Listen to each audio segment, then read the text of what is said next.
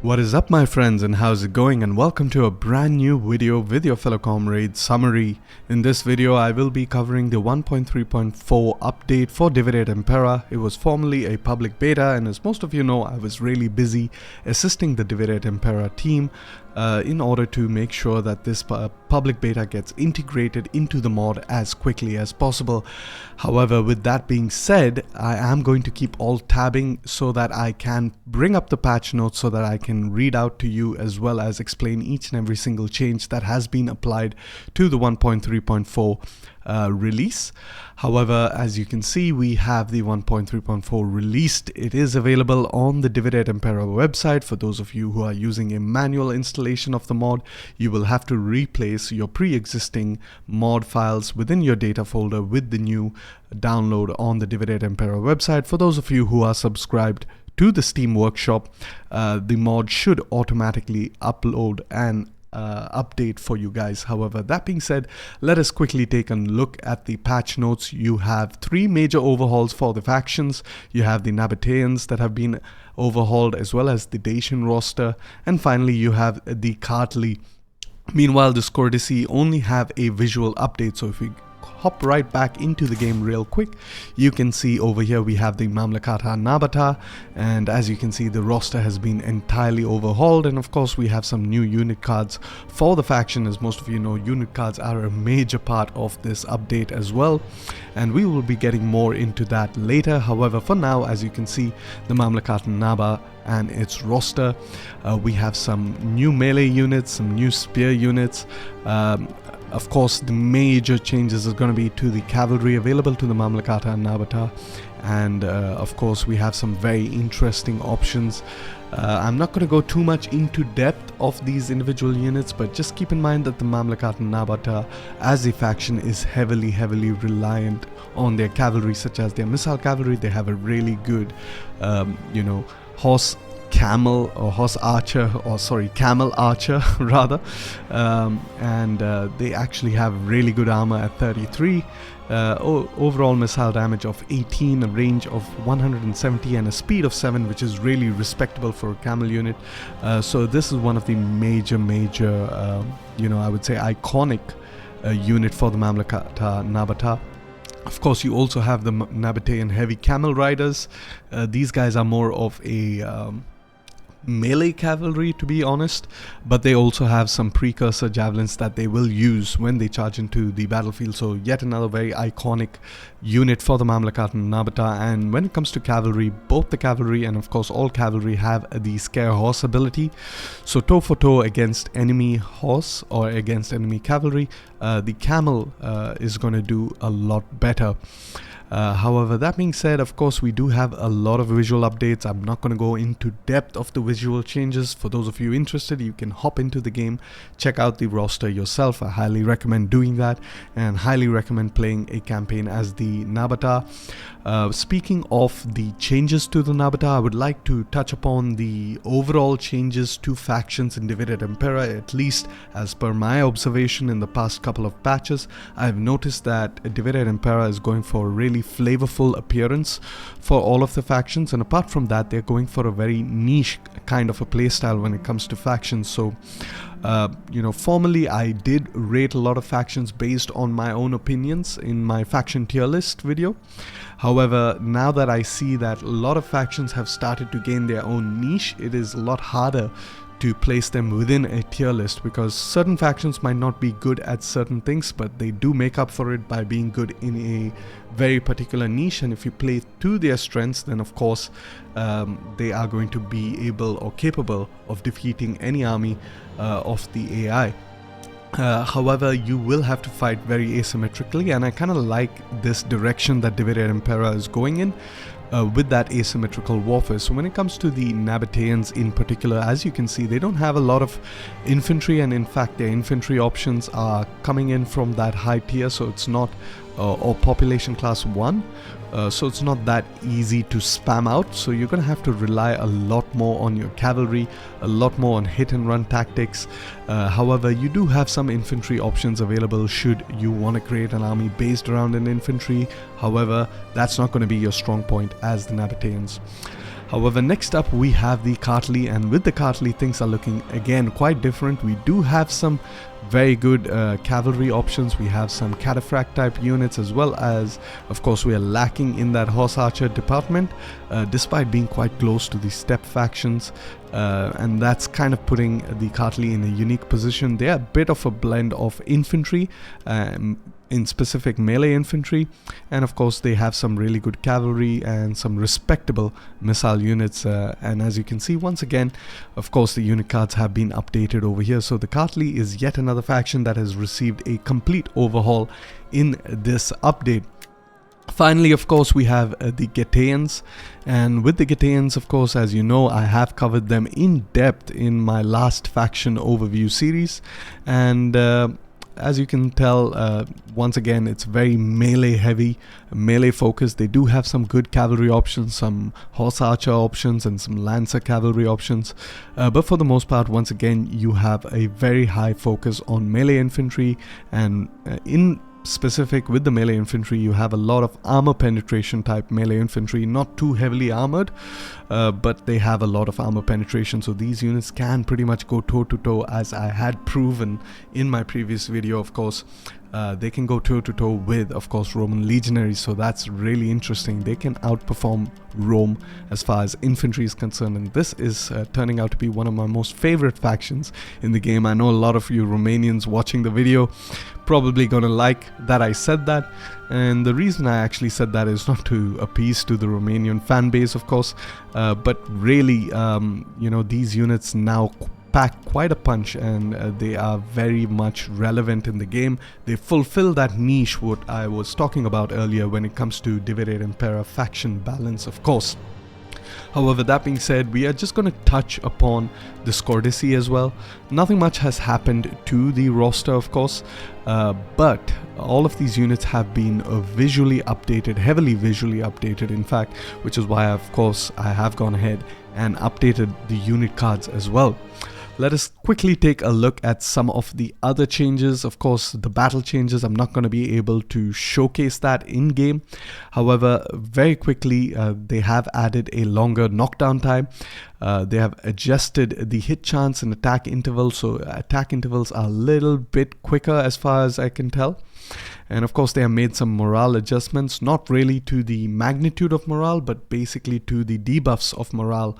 And I really like these two changes with the small morale adjustments as well as the longer knockdown time. And finally, you do have the adjusted melee penalties for flank and rear charges or defense. And these three modifiers in combination actually makes flanking super powerful, and it really significantly causes mass routes to happen a lot easier.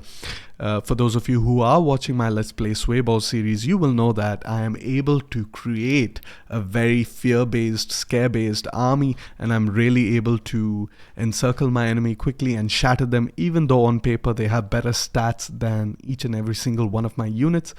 Just because I'm able to maneuver better than them, flank them better, I am able to quickly rout out the enemy army. And I think this is really interesting because it actually makes it harder to, you know, completely eliminate an enemy army, because for quite a significant portion of the battle you will have to chase down routing units, and some of them might get away, as opposed to, you know, grinding down your units. And of course, this you know, significantly benefits you if you perform your maneuvers.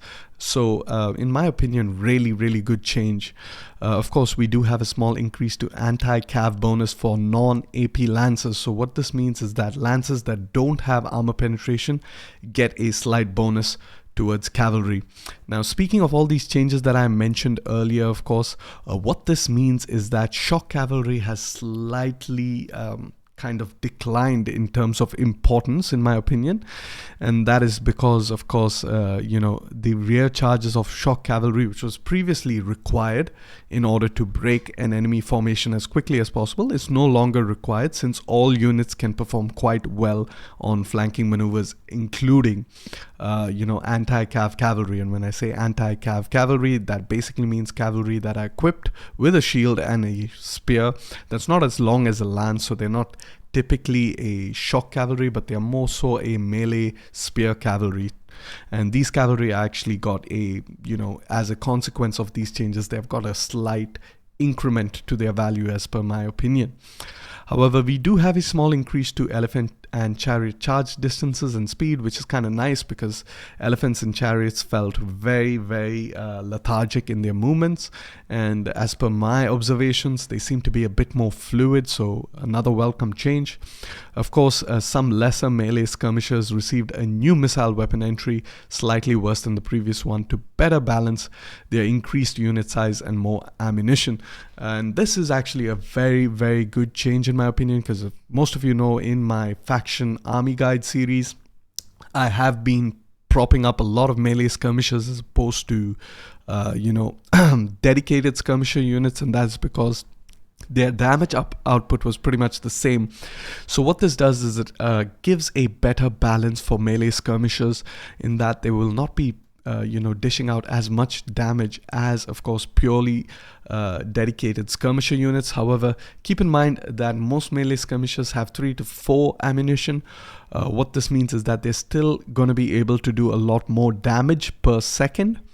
But overall, in terms of magnitude of damage potential from that missile damage, they're not going to be as much, but they kind of make up for it with, of course, their melee capabilities. So I would still recommend melee skirmishers over purely skirmisher type units that have no role apart from skirmishing.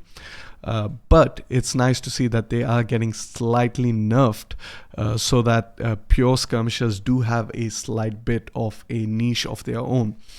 Next up, of course, we have improved max spotting distance. Of course, not much to discuss over there.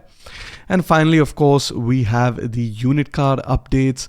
Updated unit cards for the Celts, Iberians, Germans, Iceni, Diadochi, Massilians, Pergamon, Nabateans, Saba, Kartli, Getae, Morians. A lot of unit card updates, and honestly, I wouldn't have been able to do it if it weren't for the help from Hexmore, Conrad the Fourth, and Optimet, and of course Kun Christian.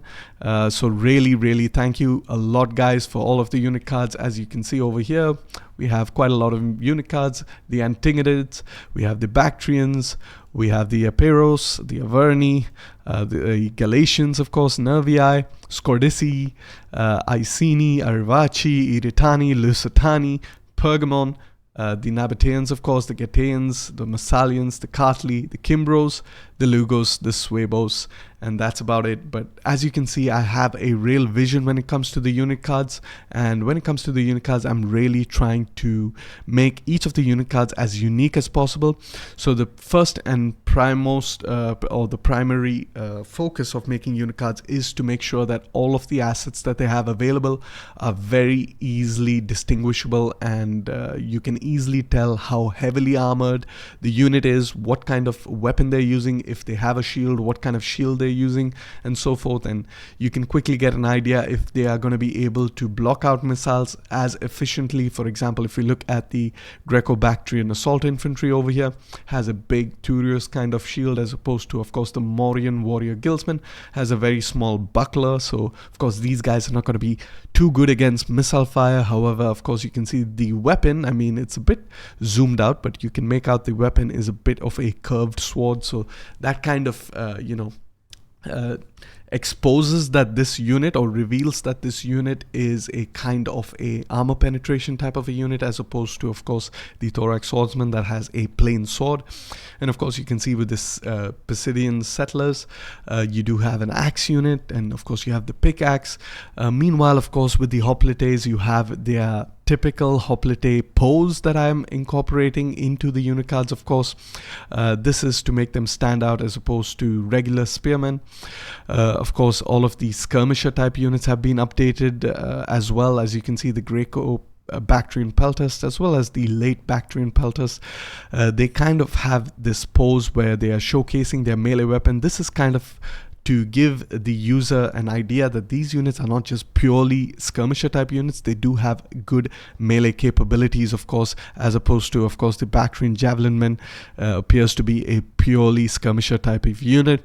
Of course, when it comes to cavalry, we have different cavalry poses. As you can see over here, we have the spear kind of cavalry that I mentioned earlier. Of course, he doesn't have the shield. He does have javelins, of course. So it's really visually presented to the players, of course, so that they can quickly, at a glance, determine the role of a unit. And of course, you have the shock cavalry pose, you have the horse archer pose, you have the horse archer lancer cavalry hybrid pose over here, and the same goes for the Greco-Bactrian late cavalry, which is a general option. And of course, finally, you have some special units like the elephants. So I cannot stress enough how important it is to have volunteers to do this kind of work, because it really helps me to to dish out as many unit cards, or to generate as many unit cards as possible. As you can see, I wouldn't even be able to do a quarter of these unit cards if I did not help from these 4 very good individuals. Of course, a big thanks. I cannot stress this enough. I'm really thankful for all of their help, of course. However, that being said, let us continue down the patch notes. And with the patch notes, of course, we have the Rise of the Republic changes. Not much to discuss over here. Just a few campaign AI changes, like allowing AI factions to recruit navies. Of course, we changed the neurologic personality to be a bit more defensive, because they were capable of throwing Carthage out of Sardinia. Roman velites have been added to the base Roman roster, and some mercenaries are slowly being added into the campaign. Of course, if you remember from my previous patch video, I did mention that mercenaries and AOI units weren't a thing in Rise of the Republic, and that is because Divide Et Impera, when it comes to overhauls, they have a very specific kind of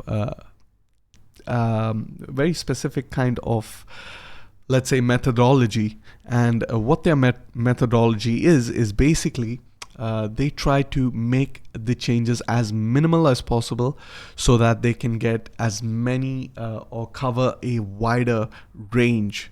So the scale is big, but the changes themselves in particular is small. So if I were to say it in different words, their strategy is big, but their tactical changes are a little bit smaller. And the reason for this is that they want a stable release, but they also want to add flavor across all of the different factions, which is why they did not add mercenaries, they did not add reforms, they did not add AOR units, because they wanted to make the game as stable as possible, as well as update all of the factions with as many units as possible, but without going overboard, of course. And I kind of like this approach because it kind of improves the replayability, and no such faction feels incomplete. For the most part, if you play the Romans, or you play the Etruscans, or you play the Samnites, all of the factions feel fleshed out. And of course, with every possible update, there is a chance that they will get some more in-detailed changes. And of course, they have changed javelin type for the Veneti heavy cavalry. Not entirely sure what they have changed it to. However, judging by the attitude or the mood of the modding team, I'm guessing that the javelin type has been nerfed, so that cavalry are not that super powerful, especially the Veneti heavy cavalry. They're not a skirmisher type cavalry. Once again, they are melee skirmisher type cavalry, so kind of like the melee skirmisher type infantry. I'm guessing that the javelin type has been kind of nerfed. They also adjusted the auto-resolve script, making Carthage a bit more powerful, so you don't see Carthage being wiped out of the map, which I kind of like. But I have noticed that Carthage kind of wipes out other factions like Syracuse, and they sometimes even get a foothold in the boot of Italy. So I guess this kind of has to be toned down a little bit, but of course I don't have a really big sample size in order to confirm if this happens every campaign, of course. And of course, they have reflected the names or adjusted the names of various units to reflect, of course, their picked or chosen status, which isn't much of a big deal. Next up, when it comes to units, we have a new weapon entry, which is a sword axe mix. For those of you who like to number crunch, you will know that sword units have high melee damage, in that their base weapon damage is really high, but their armor piercing value is a little bit low. When you talk about some of the more typical melee armor piercing weapons, such as false, rumphii, axes, clubs, they have low base damage but higher armor piercing damage. What this means is that the damage will ignore any armor value and it will be applied directly onto the receiving unit. However, now we have a bit of a unit that has a bit of both. So you kind of have a little bit more damage than overall damage than a purely armor piercing unit, but you don't have as much damage as a sword unit. However, when it comes to armor piercing, you have more damage than a sword unit, but less than a purely dedicated armor piercing unit, if that makes any sense. Of course, a lot of the units that have the word assault in it actually have this stat. So if you take a look at the Scordisi assault infantry, you can see straight away they have 21 weapon damage and 9 melee armor piercing. So this unit right here is a sword axe mix kind of a unit, as opposed to, of course, your early Scordisi heavy swordsmen. They have an overall weapon damage of 28, so it's kind of comparable. But the difference being is, of course, most of the weapon damage is coming from that base weapon damage of 26, where only 2 is coming from the melee armor piercing. So it's a bit of a trade-off over here. You kind of have to decide which unit is kind of better. And of course, you have some of the other pure armor piercing units like the Scordisi Heroic Swordsman, one of my favorite units, of course. 25 base weapon damage, 11 melee armor piercing damage, so it's actually significantly better than both of the other kind of units. And I really like armor piercing units, to be honest, because they have a higher overall weapon damage, of course. But apart from that, they also come with that armor piercing. That's usually the case, but it's not always the case. So as you can see in the case of the Heroic Swordsman, they have overall weapon damage of 36, which is way above the overall weapon damage of 28 of this sword unit, of course, and above the overall weapon damage of 30 of course, this sword axe mix unit, so to speak. However, if you take a look at most of the units or most of the armor piercing units, they do not have that overall weapon damage being significantly higher. But of course, some of the more elite units will have their overall weapon damage reflecting their elite status, of course. Next up, these unit changes, I'm not going to go into them too much. Of course, they've visually updated a lot of factions: the Boii, the Celts, the Carthaginians, Dacians, Illyrians, and so forth, of course. And since a lot of the unit cards have been updated, Semen, one of the developers of Divide Et Impera, has gone ahead and used some of the older unit cards for the factions to update the unit cards for the AI rosters, which I think is really a genius move, because a lot of the AI factions have outdated cards. And by outdated, I don't mean that they are kind of like the cards that I just replaced, but more so they are very, very old cards, very archaic, coming up from Divide Et Impera patches maybe 5 or 6 years ago. So there were clearly some quality issues with those cards, and it kind of broke the continuity of the visual appearance of the game. But Semen, using the old cards for the factions that I have replaced, have kind of reassigned them to AI rosters, which is really interesting, which means we have actually almost double our output, of course, when it comes to unit cards. And I really like, you guys must be thinking that I'm stressing too much on unit cards, but honestly, this is one of my main focuses for Divide Et Impera. I have completed about 37 factions, of course, with the help of many individuals that I mentioned earlier, and we only have 14 factions remaining. Of course, the very last faction I'm going to do is Roma itself, because Roma is very touchy. And a lot of people are going to complain if the Roman unit cards have been changed, because people are just so used to the older cards. However, eventually I will try to change those cards despite any potential backlash.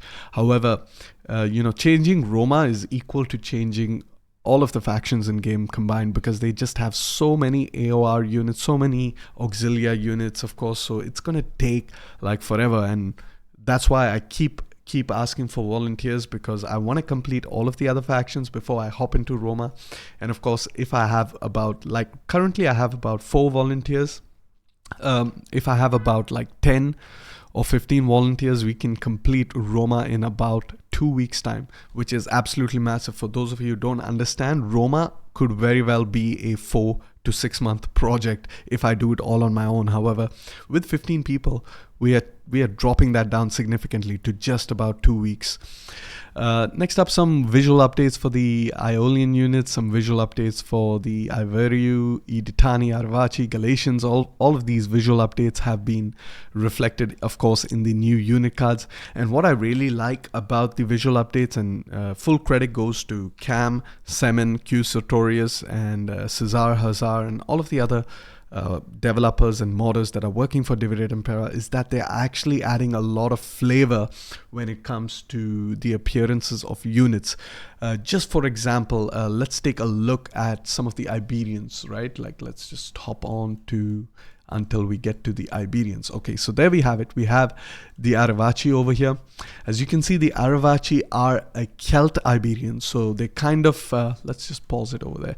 So they're kind of like got Celtic assets, a lot of Celtic influence in the appearance, and you might see it in the unit cards, but you'll see it more so if you hop into the game. For example, the Aravaci Noble Spearmen have a tartan cloak that goes across his torso. Same with the Aravaci Noble Lancers. And of course, you might notice that some of these units are using Celtic pants as opposed to some of the other Iberians. So now if we take a quick look at the Iditani, as opposed to, of course, this very Celtic looking Iberian faction, the Iditani, as opposed to the Aravaci, had a lot of influence with the Carthaginians and the Hellenic faction. So of course you will start to see some linothorax, as you can see the Iditani armored Scutari over here. You'll see a lot of Hellenic influence, of course, with their crests, and of course their helmets kind of reflect that kind of Hellenic and Carthaginian influence, of course. And when you take a look at the Iberian armored cavalry, of course, you can take a look at that horse armor. It's very, very Carthaginian kind of, or Hellenic kind of armor, as opposed to some of the more indigenous Iberian armor. And then finally, when you take a look at the Lusotonan, now these guys have no influence, neither Celtic, neither Hellenic, or neither Carthaginian. So they are purely as indigenous as possible when it as far as the Iberians are concerned. So you see a lot of indigenous assets like leather equipment, of course. You see a lot of these Iberian chest discs that are there, or chest plates that are there. Of course, you see some of the face masks that is kind of like an Iberian influence as well. And of course, you see their shields. So a lot of these changes, I'm not going to go into all of them in specific. Of course, it applies even for the Celts, it applies even for the Greeks. So a lot of these units actually have a very unique flavor when it comes to, of course, their appearance. And of course, the unit cards reflecting that really adds the immersion to each and every single faction, because no two Iberians are the same, no two Celts are the same, no two Britanni or Britannic factions are the same. The Germans themselves, very unique looking across the board. So I really like to see that. Not only are they unique looking, they even fight very differently. So the Aravaci is more fluid, more skirmisher hit and run type. Meanwhile, I would say the Lusitani are a little bit more balanced. They have really good melee infantry, but they are lacking in the spear department. Meanwhile, of course, when you take a look at the Iditani, they really shine when it comes to their cavalry, of course. However, back to the patch notes, of course. When it comes to the campaign changes, now a lot has happened over here. Of course, after the campaign changes, we have just the smaller fixes. I'm not going to go into that in detail because that's going to take forever to cover. These are mainly just bug fixes, and of course, some fixes to a few of the modifiers that needed a look at. And of course, but let's just hop into the campaign changes for now. So they fixed the population system not properly working in multiplayer games, which is kind of nice. I don't play a lot of multiplayer myself, as most of you can tell. But for those of you who do, this is a much welcome change. They changed the campaign personality for the Greek colony factions to make them prefer liberating or subjugating as opposed to occupying. And I think a lot of this comes from the complaints of course, the Bosphorian kingdom that grows to be quite big. But in my opinion, it's a hit and miss with the Bosphorian kingdom. I mean, in about like 30 to 40% of my campaigns, they do get to a really rather large size.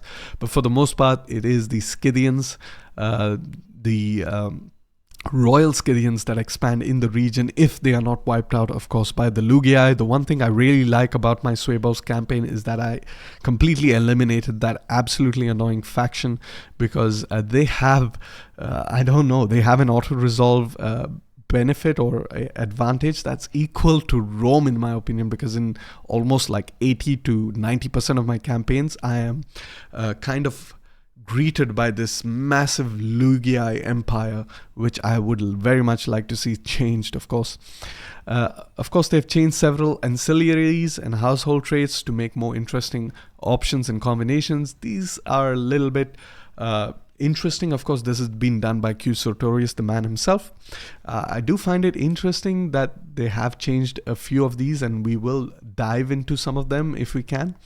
However, for the most part, I believe they're not that impactful, because of course they add very small modifiers to your characters. Of course, most of your character abilities will come from how you level up your characters, what skills you assign to those characters. And speaking of which, they have also adjusted some army tradition and character skills.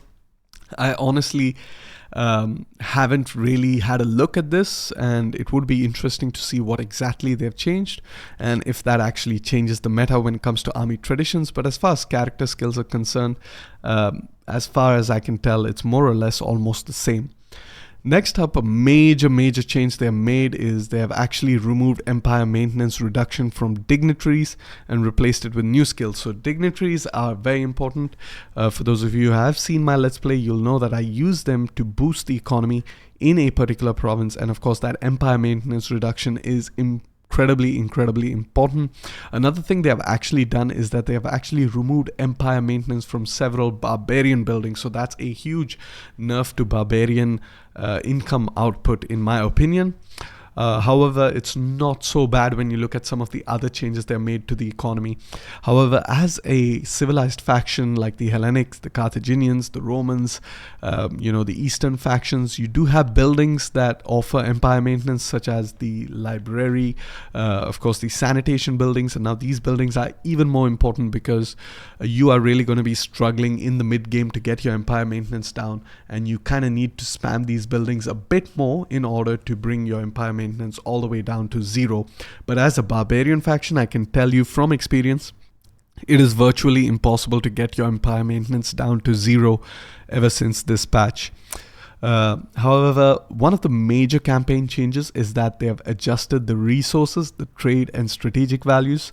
And now I will go into detail, because I really love number crunching, as to what resources previously were, as per my opinion, and of course as per my economic guide, and what are their value or their tier rating as of this patch, of course. But before we do that, we're going to look at some of the other campaign changes, of course. As I mentioned, building effects create more interesting synergies and combinations.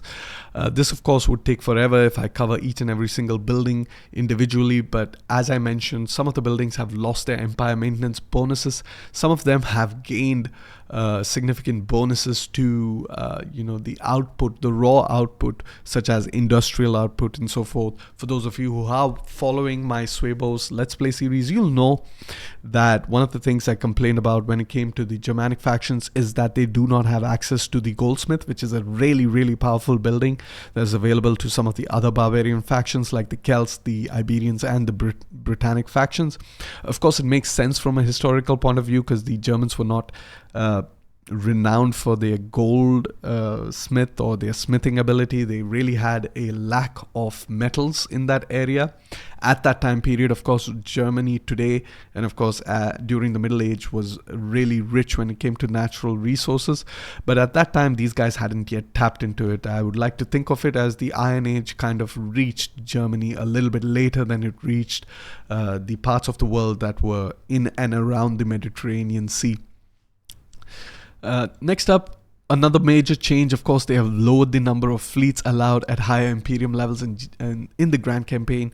And of course, you know that I don't roll around with a lot of navies, but what I do use fleets for is Admiral governors. And now admiral governors are quite nice to have because it actually reduces the number of governor generals that you need to have. And with the governor admirals, you can pretty much take up a province which has, let's say, 2 coastal settlements, and you can put 2 fleets over there with the sole purpose of being a governor admiral, and they will basically function in the same way as, of course, a governor general. But what you're doing is that you're saving some of your army cap so that you can make more armies in the game. However, now that you have fewer fleets, it's kind of increased the value of your fleet cap, so you will not be able to spam a lot of governor admirals as you would be able to previously. I think the previous cap was 9 fleets at the maximum level of Imperium, and now it has been nerfed to 6, which is a significant nerf, guys. It's about 33% less than what it used to be, so you're really going to feel this one. But in my opinion, once again, it's not going to make too much of an impact because for the most part, you really need one strong fleet in the Mediterranean. Most of the game is centered around the Mediterranean Sea. So you pretty much need maximum 1 to 2 Mediterranean fleets, depending on the size of your empire. And of course, once you have consolidated complete control over the Mediterranean, you can pretty much keep one of your fleets in the Mediterranean and use the other fleet to kind of, protect the other sea regions depending on how your empire is kind of laid out. If you have holdings in Britannia and of course Germania, then you can move the secondary fleet into the Germanic Ocean. However, if you have holdings in the east, like in Persia and India, you can have your secondary fleet in the Indian Ocean, of course. What that means is that you still have 4 fleets remaining, which can be assigned as governor admirals. And if you take a province has 2 coastal settlements, that means you have 2 governor admirals. So 4 kind of fits that perfectly. But of course, you cannot have 3 provinces and so forth. So it's going to be very, very difficult to have a lot of governor admirals. Next up, of course, a few things that they have changed. They have changed Iberian technology problems and, of course, Media Magna having the wrong weather settings. They increased the chance of banditry and food negative from banditry. This is quite significant, guys, because I do see banditry events popping up a lot more often, which means they're actually trying, Q Sartorius is trying his best to kind of, move away from province specialization, which most of you know is my kind of preferred way of setting up my empire. But for the most part, he's not completely eliminating it. So that's kind of good news because he also, like me, believes that there's no just one right way of playing the game. If you want a province specialized, then you should do it. If you want to, basically have provinces that are more balanced and kind of cover all the needs and so forth, then you can play in that style as well. However, in my personal opinion, province specialization, despite these few nerfs, are still very powerful. And in fact, if I'm not mistaken, they're even more powerful than what they were before this patch. However, we have the last 3 changes to discuss, so let's just go through it. We have the updated Alexander's appearance. Of course, this I did myself, and of course I fixed the battle version of Alexander. What I basically did was update the textures, so no much major changes to Alexander's appearance per se, but what ended up happening is that, of course, Alexander has HD assets, which kind of makes it very nice visually. So I'm kind of trying to upgrade a lot of the assets I possibly can into HD assets so that, of course, they appear a lot more visually appealing in the game.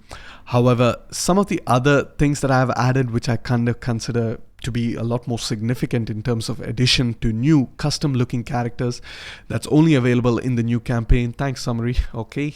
Thanks to myself, of course. We have Pyrrhus and we have Ashoka. These are 2 characters that I really wanted to have a unique appearance. Pyrrhus in Greek actually means fiery or red-headed. So he was known to be a redhead guy. So do not attack me for making him a ginger, guys. Attack him because he's the ginger. In any case, let's just open up the file. As you can see over here, we have Pyrrhus, absolutely unique looking, and of course it is inspired by a lot of depictions of him with that very iconic helmet with the wreath as well as the ram horns. So really nice. Some of you might notice that I've drawn out some of my assets from, of course, Alexander himself, and of course Pyrrhus himself was kind of like, and pretty much not just Pyrrhus, I guess most of the Hellenic rulers tried to emulate Alexander, so it's not surprising that they kind of went for a look that looked like Alexander, whereas Alexander had a linothorax. Really, Pyrrhus, as per most of his depictions, is wearing a metal cuirass. I'm not entirely sure if that's how you pronounce it, or cuirass. I guess it's pronounced cuirass. However, next up, and what I really like is, of course, we have Ashoka the Great himself. He is in the campaign right now, and of course, let's just give him the colors so that he appears a bit more as per standard. I think this should be blue, and this should be the Mauryan yellow. I'm guessing, sorry, this should be the Mauryan yellow. Ooh. Okay, not entirely sure what's going on over there. Maybe this Mauryan yellow. There we go. So it's something like this. This is what would appear in the game, and I kind of really like his appearance, guys. Added some jewelry to his crown, of course added a new neck plate, added new arm rings, new necklaces, updated the belt itself. Of course, it's a bit more high definition, as you can tell, and Ashoka is really looking great. Of course, he does have a political version, and I'm guessing, let's just go into it. Where are we over here? We need to find the helmet, right? There we go. So if we go to the helmet, of course, in the campaign, he's not going to be wearing this helmet because it kind of clash with the helmet of the current ruler of the Mauryans, who is Bindusara. So it kind of makes him look like he is the faction leader, which he's not at the time. But of course, if he's fighting in a battle, then of course he's going to use this metallic helmet.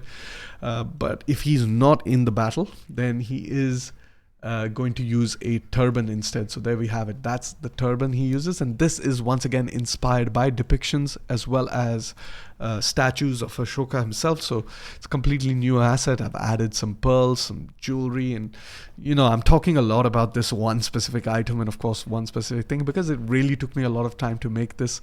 And of course, I was able to do all of this, Ashoka as well as Pyrrhus as well as Alexander, because of course a lot of my attention had been taken off from making unit cards. So there again, I'm going back into the unit card thing, but the unit cards, help with the unit cards really allowed me to focus my attention into other projects for Divide Et Impera. Speaking of other projects, once again, thanks to Summary, we have updated the Grand Campaign and ROTR overlay maps to improve the path locations, city locations, and legibility.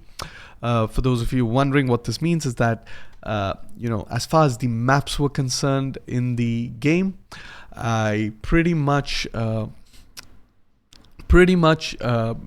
the maps not from scratch, but kind of inspired from the Attila Total War maps, and I have kind of changed the map as much as I can. I've added more legible fonts, as you can see. The locations of the city as well as the trail lines are extremely accurate now. They're in fact 98% accurate, if I can say so myself. Of course, I have added a little bit to improve the legibility of the characters. As you can see, Caucasus, despite being positioned on top of a mountain range, can still be viewed. Previously, it didn't have this outer glow effect. The drop shadow effect, and what that means is it's very tough to read. However, right now a lot easier to read. However, less on that, or we don't really need to go into depth, but pretty much that's what I was able to do.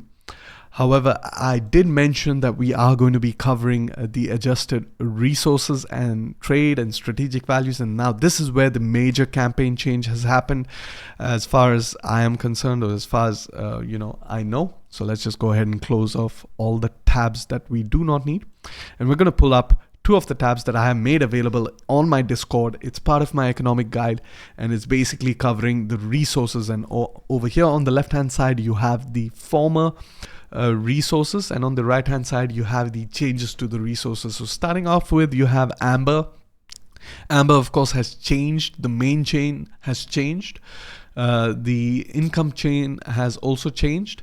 So Amber has lost this plus 8% wealth from all commerce, which it previously had. And of course, it's kind of lost this major modifier, plus 12 wealth from all commerce in all regions.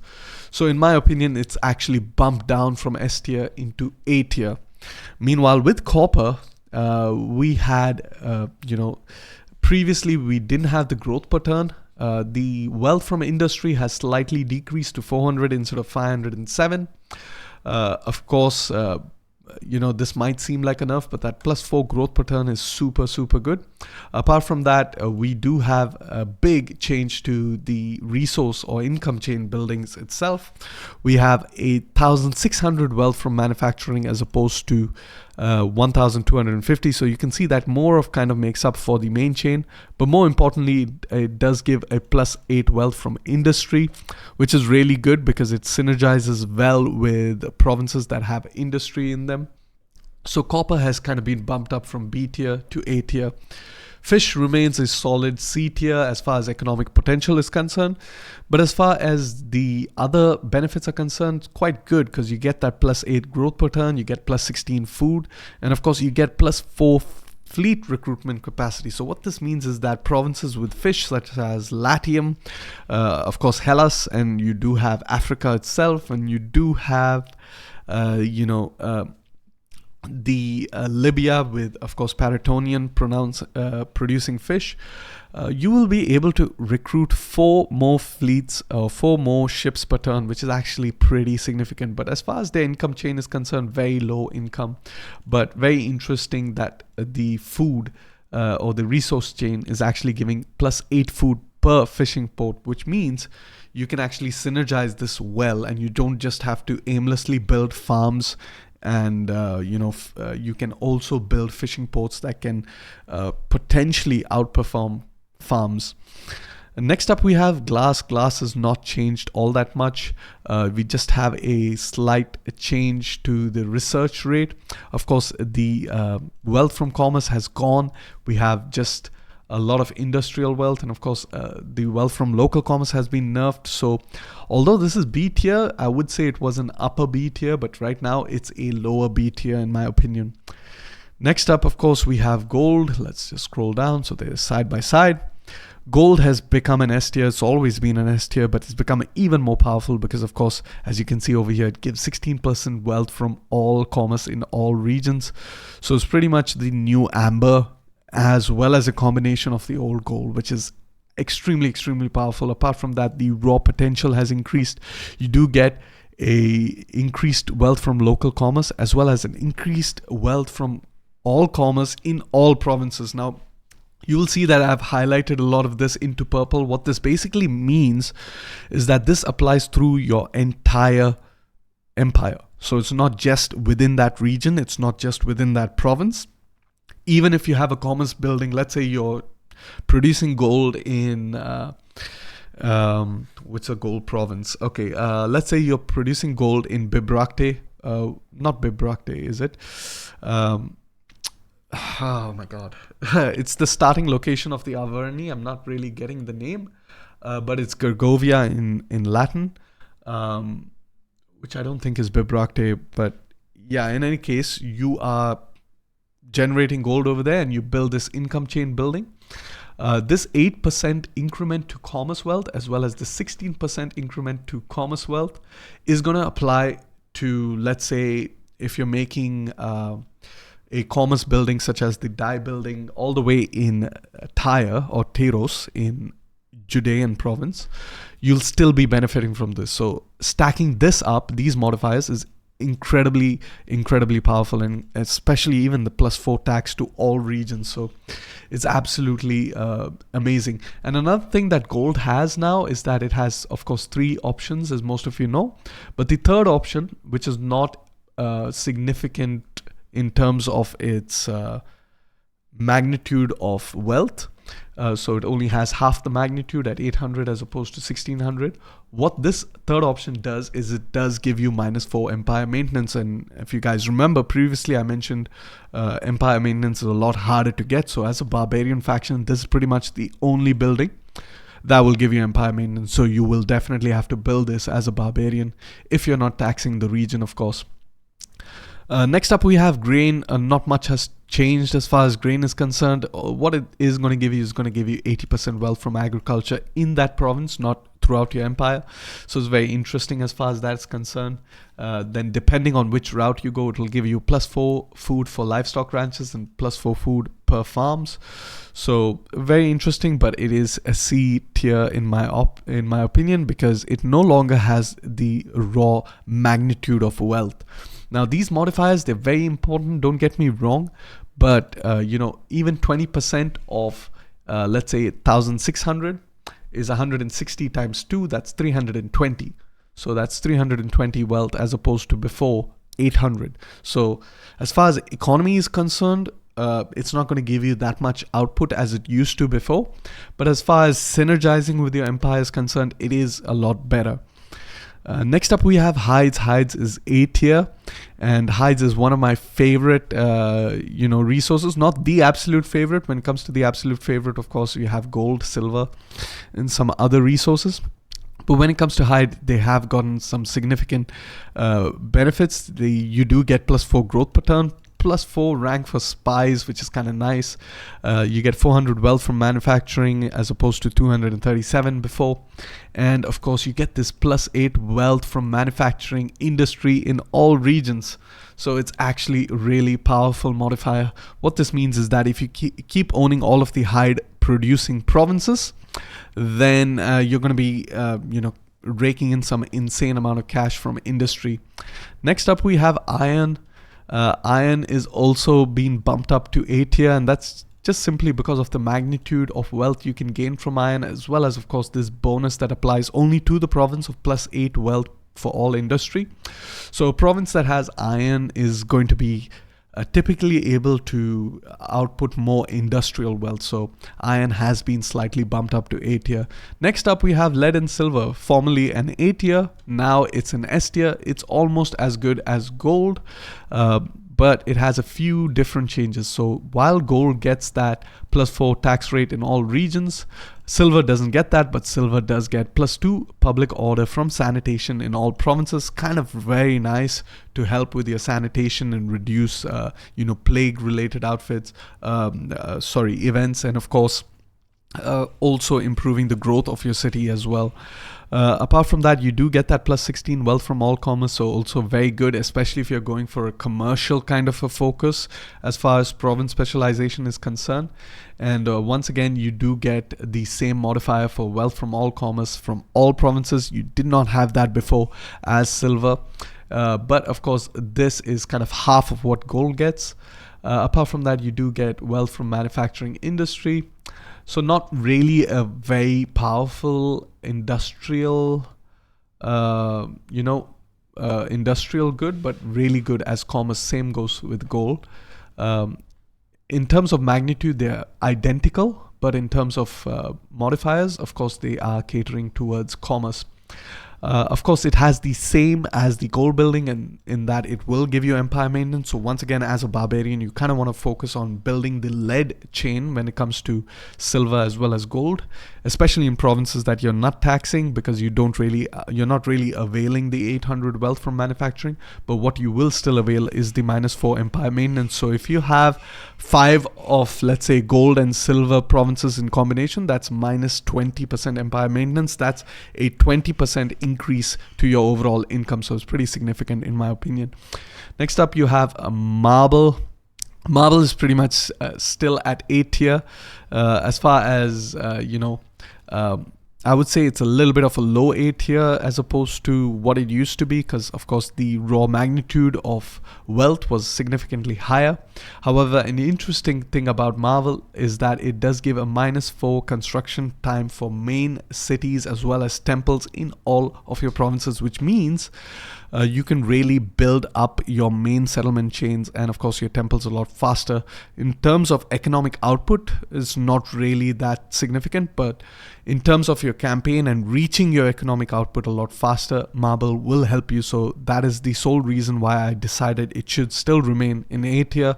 Of course, it also gives a -4 construction cost for all regions. Next, we have olives. It used to be a C tier. But now it might be a B tier because of course it does have the 16% wealth from agriculture in all regions. I think it could still be a very low B tier because of course the magnitude has gone down, but apart from that it does give the +8 food as well as of course once again it does give +16 wealth from farms. So it could be a very interesting building to have, especially if you go down the commerce route, as you would imagine would be possible in some of the Hellenic provinces and so forth, since the Hellenic factions are heavily focused on commercial income. Then it's kind of helpful, it kind of synergizes quite nicely. Next up we have the purple dye. And now the purple dye used to be very good S tier in my opinion because of this +20% wealth from all commerce in all regions. So it should be in purple, but of course it's an old guide so I didn't highlight it. But this applies throughout your empire. Of course it does give 1400 wealth from local commerce and 10% wealth from all commerce. It's giving a lot more as far as his resource chain is concerned, but it's kind of lost out on that global modifier. So it's kind of in my opinion gone slightly inferior as opposed to what it used to be in my opinion. Next up we have salt. Salt is a solid A tier between both. Nothing much has changed, just a little bit of the wealth has changed, and of course it's giving some modifiers, but all of these modifiers are localized within the province and not so much externalized. But some of the modifiers over here as far as salt is concerned is that it's now also giving +16% wealth from all sources, but this only applies once again within the province. So it's kind of nice to have, I guess, as a main chain building because of course salt is present in Egyptos as well as Latium, and so you're going to be making at least 16% more wealth, especially in a lot of these very versatile provinces like Egyptos and Latium. And when I say versatile, means it's harder to specialize these provinces because the resources they have in those provinces like Latium and Egyptos conflict with each other. So you have salt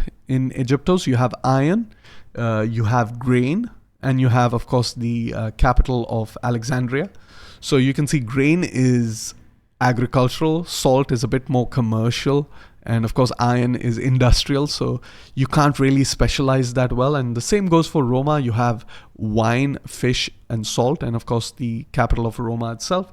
So once again, salt is commercial, fish and wine tend to be more agricultural, so it's not really easy to specialize these provinces anymore. Previously I used to consider them to be S tier provinces. They are still S tier provinces in my opinion, don't get me wrong, but they're not that powerful as they used to be. And as far as S tier provinces are concerned, we have a clear winner, and I will be showcasing that really soon. Next up we have silk. Silk is pretty much the same, but once again a slight nerf to silk in that it doesn't get that +12% wealth from all commerce in all regions. It no longer gets that. As far as magnitude is concerned, a little bit more wealth as far as magnitude is concerned, 1600 as opposed to 1400. And of course you are also making that +20 wealth from all commerce, which is kind of nice to see. And of course if you're going down the industrial route, then you are getting that +20% wealth from all industry from commercial stimulation edict.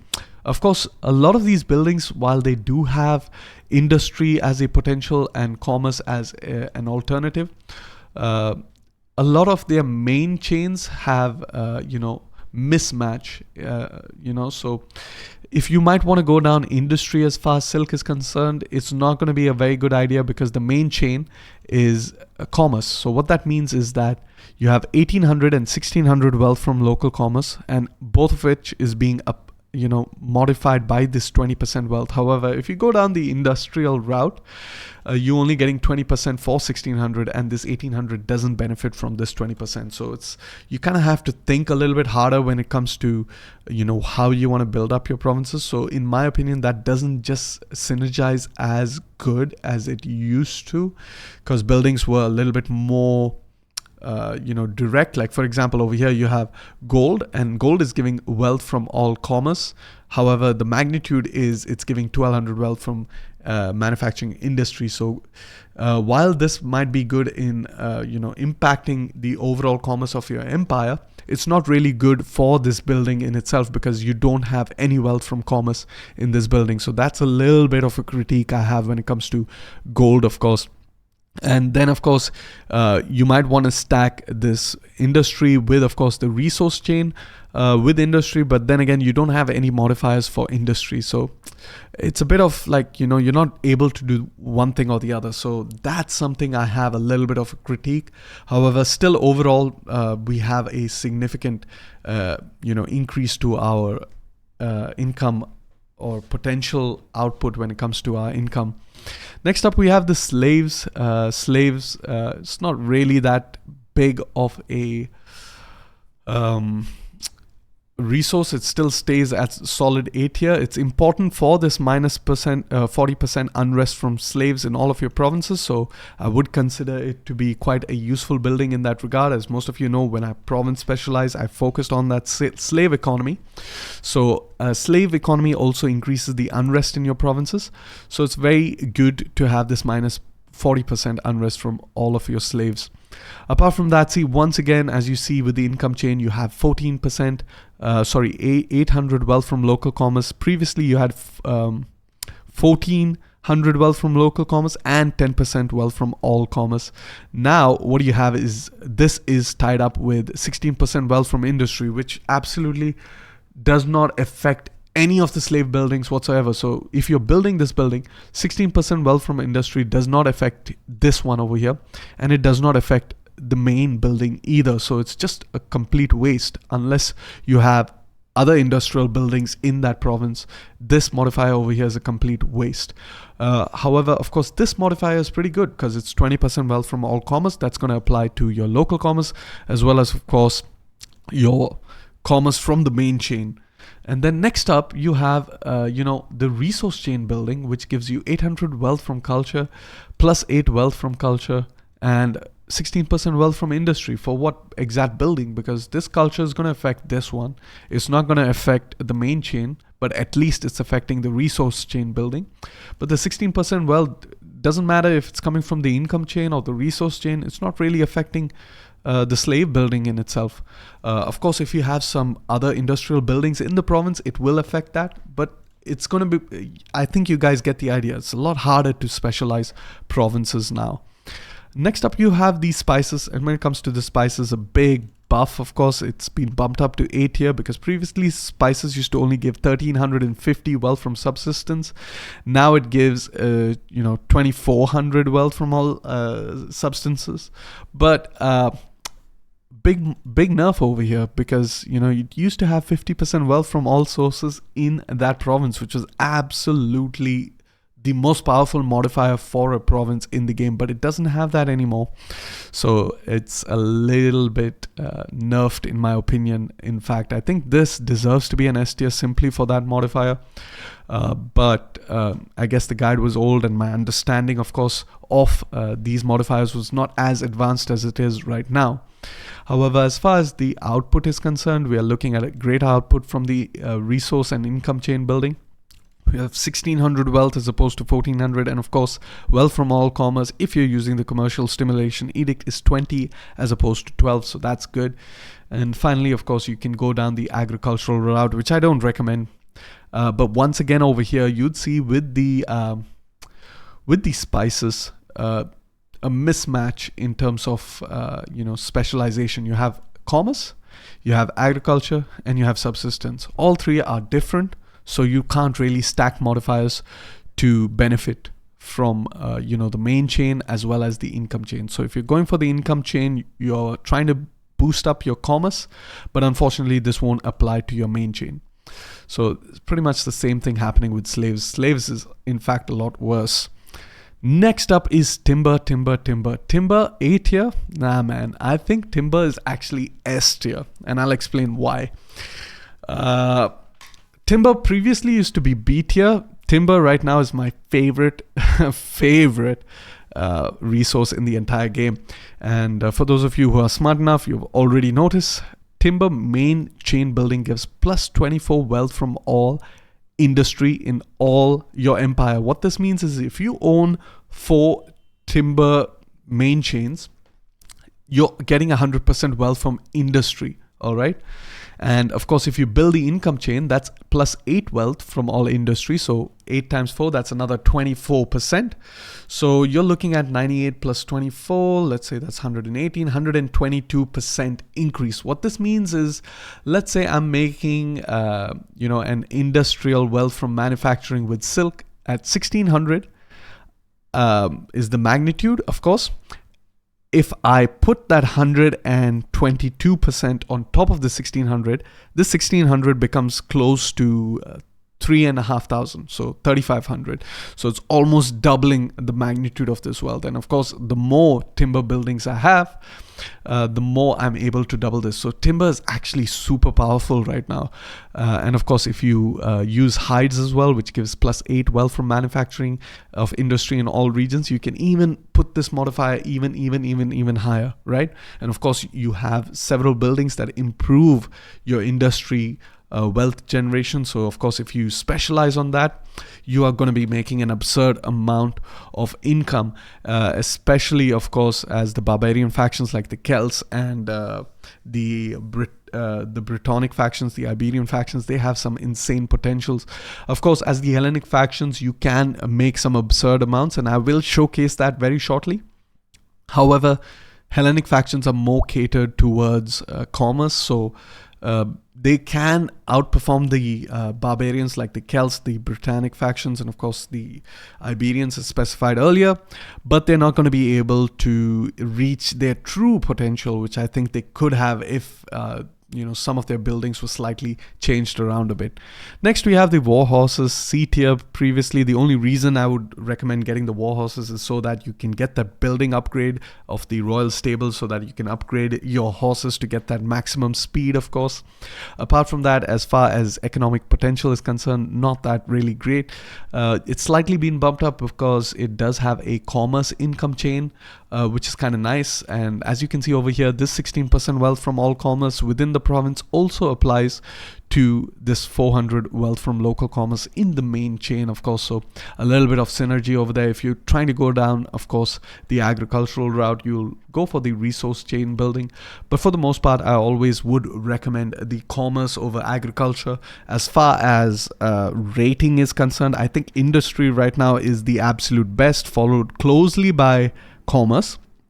And of course, lastly, you have agriculture, and below that you have culture. Lastly, we have the wine. Again, as far as output is concerned, economically it's not that powerful, but we do have that +2 public order per turn in all regions. And if you go for the income chain building, that's going to give you an additional +4 public order per turn in all of your regions. This kind of helps managing your public order. But apart from that, it's not really a big B tier in the sense that it's a low B tier. However, with that, we have covered all of the resources in my opinion. So let's just quickly go ahead, turn this off. No much changes to discuss. Apart, of course, I'm going to commence or conclude the video with, of course, the credits. But before we do that, since we spoke in specific about the trade and strategic values and of course the new meta as far as province specialization is concerned, let us quickly hop into a campaign so that I can showcase just how powerful your economy can be. Alright guys, welcome to one of my personal playthroughs with Bactria. Of course, as you can see, we have created an Alexandrian kind of an empire, and we have even extended into Pannonia, the entirety of the Balkans. We own Italia itself, and of course the Western Mediterranean Isles. Apart from that, I have made a special effort to conquer as many timber provinces as I possibly can. As you can see, all the way in Swabia, Ascocalis, we have of course Namnetum in Gallia, we have Iole or Caesarea in Numidia, of course. And what I have done, of course, is I have used these provinces to get that plus 24 wealth from all industry, as you can see over here, in all regions, and I've built it up maximum. I've also built the timber trade hub, which gives the plus 8 wealth from industry in all provinces, and of course I've done that in all of these regions. And as you can see, that is my income per turn, 790,697 denarii per turn, guys. Just let that soak in. That's just how powerful your economy can be. Of course, as far as the treasury in the bank is concerned, I have 34 million denarii in the bank. And how many turns I am into this campaign? I'm about 240 turns, so I've had quite a lot of time to build up and specialize my provinces, of course. And if you take a look at the provinces, there you have it. Ionia, which is basically Asia, because I am playing with the Hellenic map mode submod. So of course it has renamed a lot of these provinces into the Koine Greek equivalent. So Ionia, which is pretty much Asia, still is the prime most S tier province. It's gaining 262,000 denarii per turn, guys.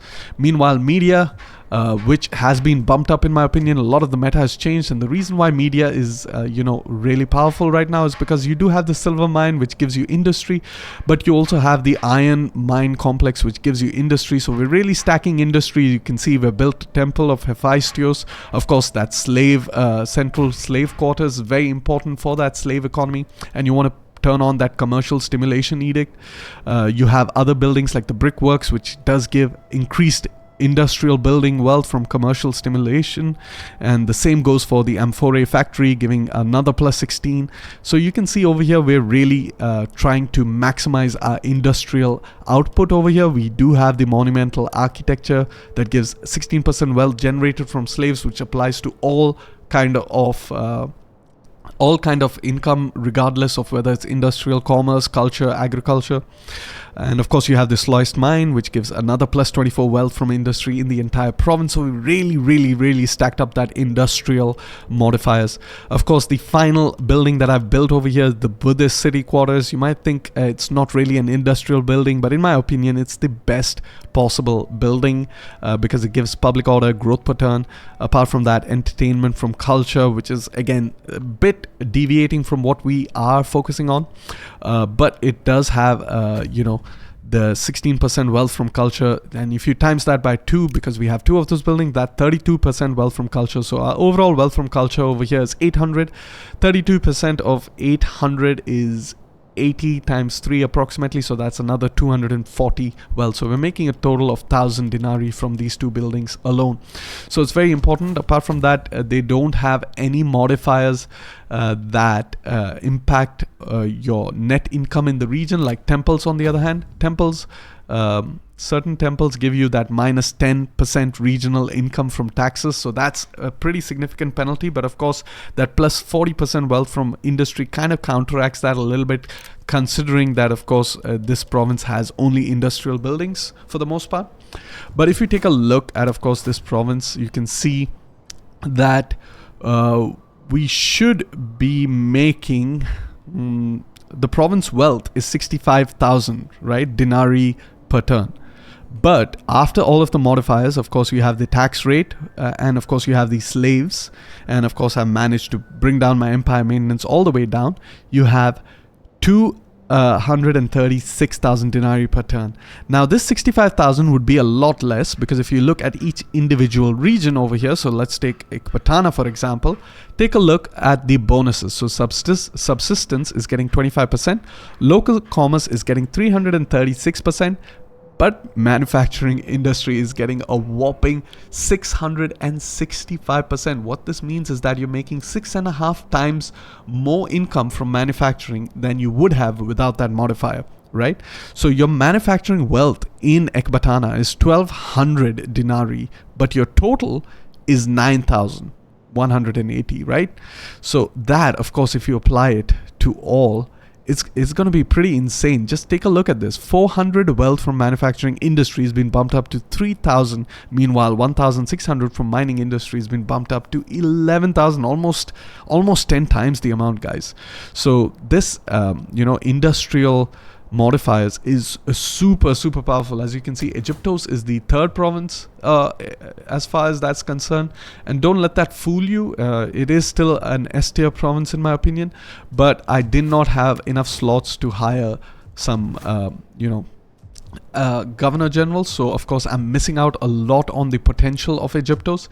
If I kind of switch around and move a couple of these guys into Egyptos, then Egyptos should be making easily about 230. They might even compete with Ionia in my opinion. However, with Egyptos, you can see once again specialized for that industrial build, of course, and over here you have an option. You can go for the trading port, or you can go for the docks. Now the docks gives you industrial output, so it does only give 200 wealth from manufacturing industry. However, it has a minus 300 wealth from maintenance, but the 200 wealth from manufacturing industry, if we times it by 6, it's 1200 wealth. So it might be actually worth it in my opinion, but the 1200 wealth, you have to subtract the 300, so it's 900 wealth. Meanwhile, the commerce itself, the trading port gives an overall of 600, 200 of which comes from local commerce, 400 from maritime commerce. So yeah, it's really a toss-up, but I think the docks might be a better option, and you guys can test this out. But I think with the docks, you're going to be making a lot more. What's more interesting about Ionia or Asia and Egyptos is, of course, the strategic port of Rhodos, which does give a lot of wealth from manufacturing industry. So it's really good. It synergizes well with your industry. Meanwhile, of course, the port of Alexandria once again does give you 473 wealth from manufacturing industry. So it's kind of worth it to go for this, and it also gives you food, which is kind of nice. But of course, you can just see how powerful you can make your empire.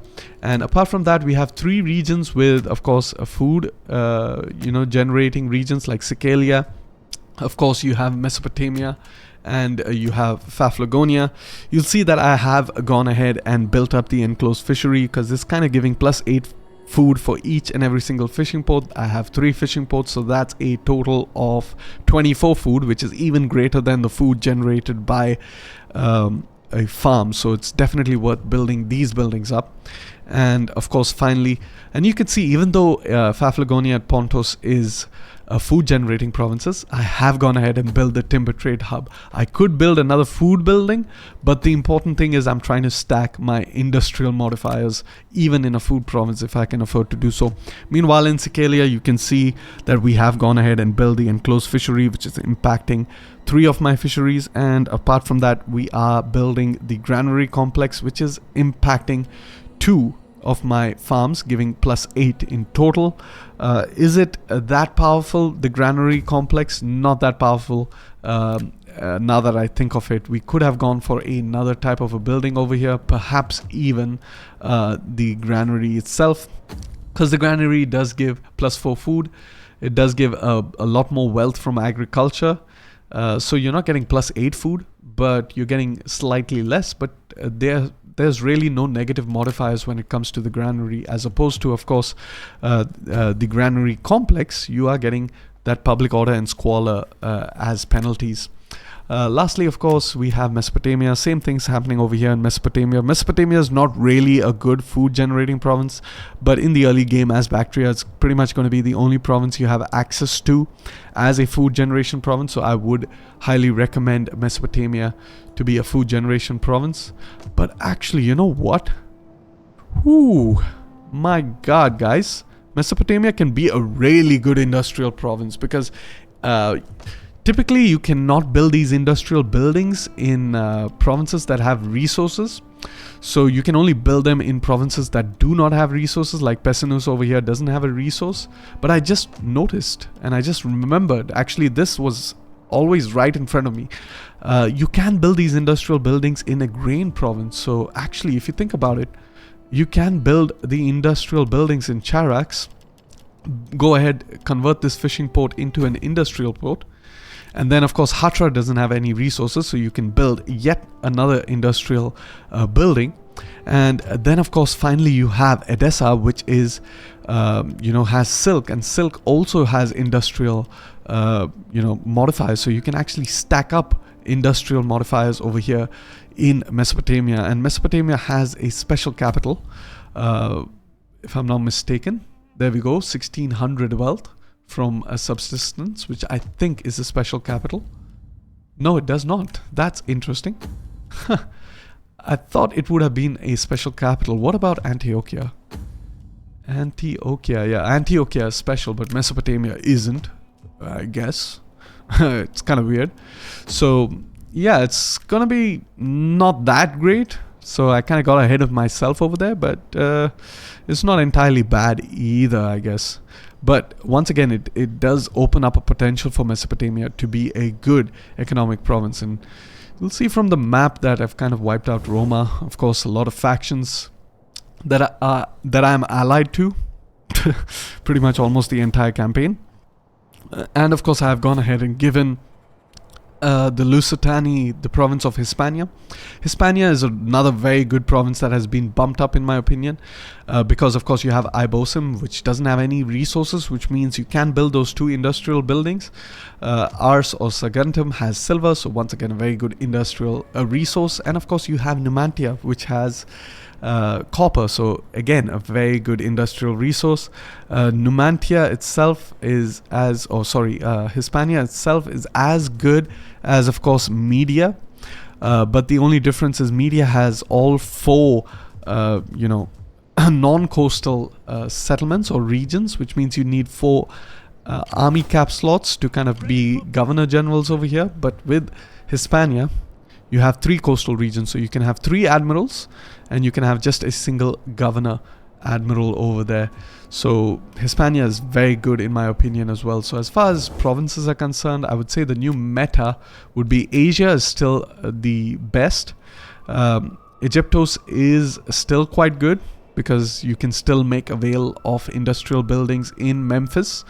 Apart from that, we had the other 2 S-tier provinces. Hellas, nothing much has changed. Latium, on the other hand, has kind of significantly been nerfed, but it's still a low S-tier province. Meanwhile, some other provinces like Hispania is a high A-tier province. We have Gallia, Lugdonesia, which is another A-tier province in my opinion, a high A-tier province. Media, I'm surprised, is a very high A-tier province. Mesopotamia as well is a very good high A-tier province.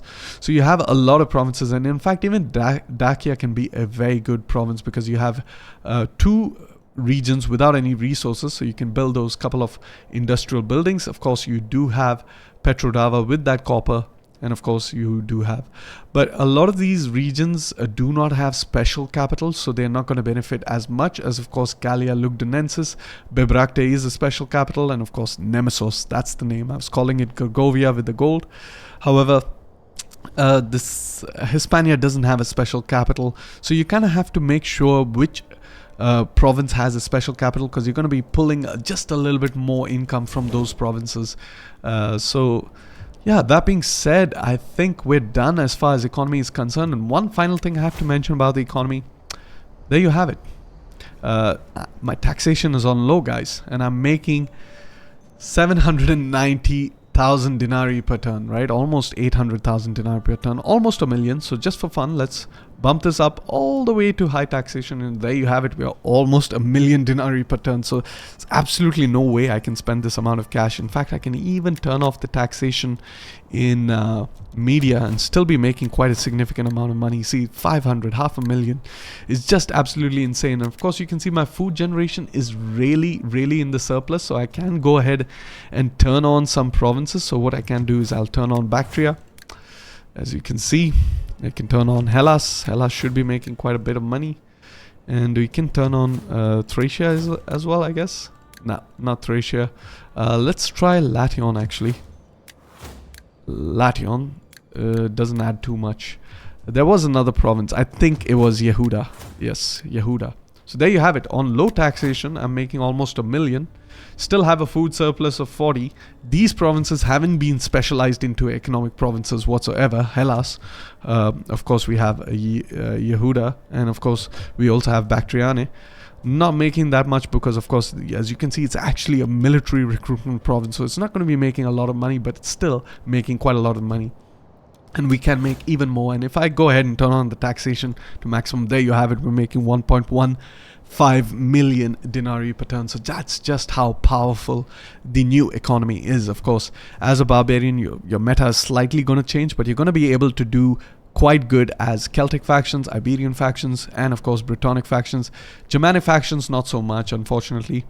However, what you really want to do is focus on stacking up those industrial modifiers. And I haven't even stacked up all industrial modifiers, if I have to be honest, because as you remember, fur does give industrial, and I don't have it. I've given it to the Garamantes. And of course, there's another fur building over here that's in control of the Boii. We have another fur building over here with the Scythians. And finally, we have a fur building over here with another Sarmatian faction. So if I go ahead and I actually acquire all of these fur buildings, then yeah, it could pretty much bump up my economy even more. However, that being said and done, let us hop back into the patch notes and we will conclude the video shortly after. Alright guys, welcome back to the patch notes, and we're going to conclude the video. We've covered up pretty much as I possibly could. Of course, there's a lot more other smaller fixes. I'm not going to go into them, but for now we're just going to go through the credits, because a lot of these things would not be possible without the efforts of these modders, of course. Starting off, we have Summary. Thanks for all the help, always with the unit cards, everything else. I'll make sure to let him know that his work has been appreciated. Next up, we have Semen. He basically did the Dacian as well as the Barbarian overhauls. We have Flappus for the help with the Barbarian overhaul. Mainly he worked on some of the assets for the Barbarian factions. We have Q Sartorius for all of the work on Rise of the Republic, as well as the campaign changes, especially the resource changes, the building changes, the ancillaries, a lot of that. I'm starting to like it, really, to be honest, because you can reach absurd potential, to be honest. But I know that his intent was kind of trying to nerf specialization, but your man Summary has kind of found a way around it.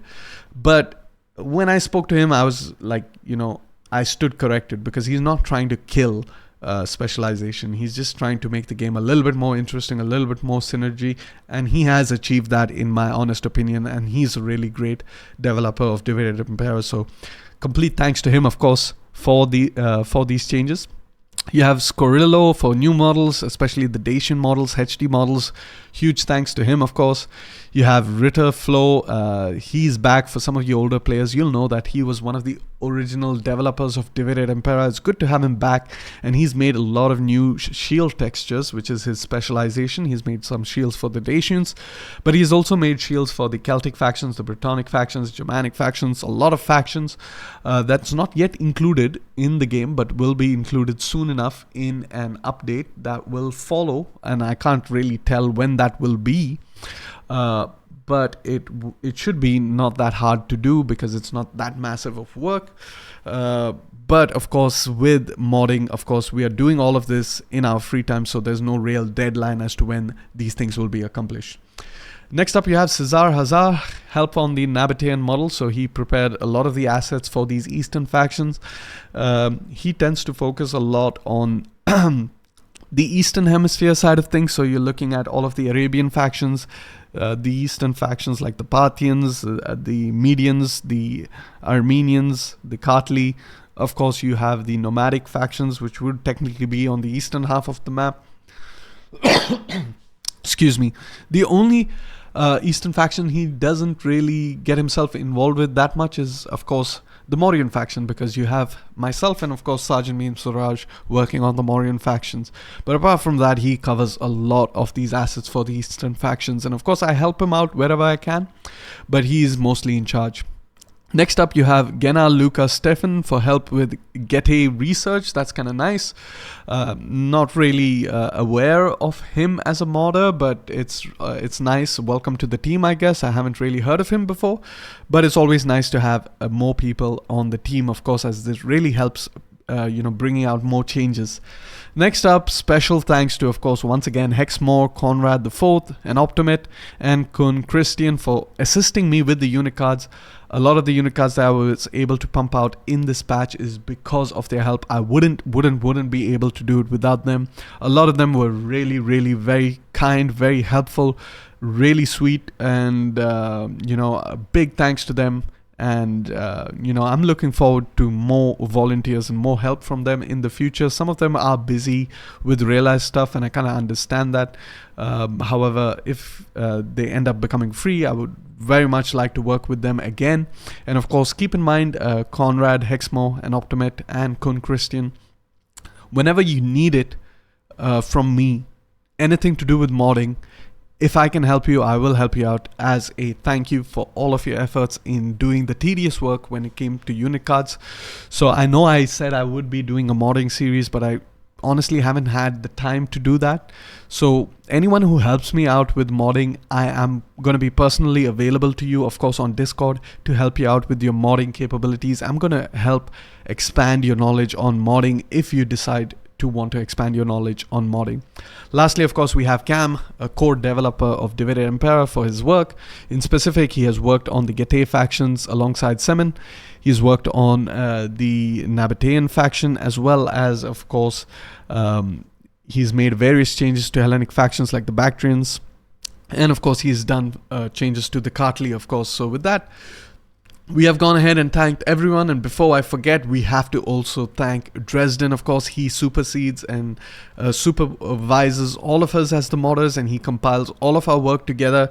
And this might not seem like much. It seems like, okay, he's taking a lot of intellectual property in quotes, so to speak, from different people, and he's compiling them, but it doesn't work that way. There will be a lot of conflicts when you try to merge mods together, especially mods with older mods, newer mods, different people working on different things. So it's really tedious, the work he does. So without him, of course, we wouldn't be able to bring our combined vision together. So he's definitely one of the major contributors to this. So with that, I hope you all enjoyed the video. And if you liked the video, then like the video. And don't forget to subscribe if you are interested for more. Peace and love.